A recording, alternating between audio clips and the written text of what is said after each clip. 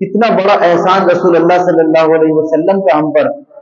میں نے ایک بزرگ سے سنا کہ جتنے ہمارے جسموں پر بال ہیں اس سے زیادہ رسول اللہ صلی اللہ علیہ وسلم کے ہم پر احسانات ہیں۔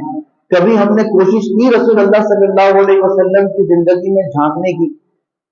کیا ضرورت تھی؟ ایک مرتبہ آپ صلی اللہ علیہ وسلم اونٹنی پر تشریف لے جا رہے تھے، وحی کا نزول شروع ہو گیا تو اونٹنی اس طرح ہوئی جیسے کسی کے اوپر وزن رکھا جاتا ہے، اس کی ٹانگیں الگ ہو جاتی ہیں، اونٹنی کی ٹانگیں بکھرنے لگی، یہاں تک کہ وہ نیچے بیٹھ گئی، اس سے کھڑا نہیں ہوا گیا۔ ایک مرتبہ حضرت ابوبکر صدیق رضی اللہ تعالیٰ عنہ کی ٹانگ مبارک پر آپ صلی اللہ علیہ وسلم کا سر تھا کہ وحی کا نزول شروع ہو گیا۔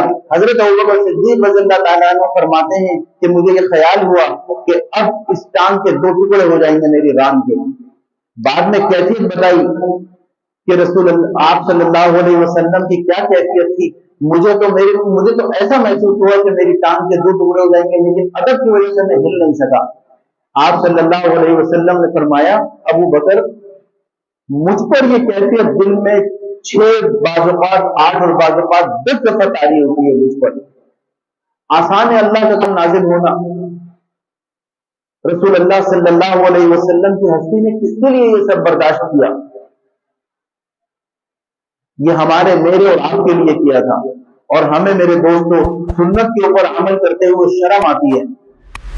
میں نے ایک بزرگ سے سنا کہ 40 سال ہو گئے حدیث پڑھاتے ہوئے، قسم کھا کے وہ کہتے ہیں کہ میں نے ایک حدیث ایسی نہیں سنی کہ رسول اللہ صلی اللہ علیہ وسلم بغیر ٹوپی کے رہے ہوں، سوائے احرام کی حالت میں، اور ایک مرتبہ بازار گئے تھے، وہ بھی امت کے لیے ایک راستہ بتانا تھا۔ ہمیں ٹوپیاں پہنتے ہوئے شرم آتی ہے، ہمیں چہرے پہ سنت سجاتے ہوئے شرم آتی ہے۔ کل اگر رسول اللہ صلی اللہ علیہ وسلم نے پوچھ لیا ظالم میری محبت کے لیے کیا لے کے آئے، ہم کیا جواب دیں گے؟ اتنی مختصر سی زندگی کے لیے اس ہستی کو ناراض کر رہے ہیں جس نے سب کچھ لگا دیا۔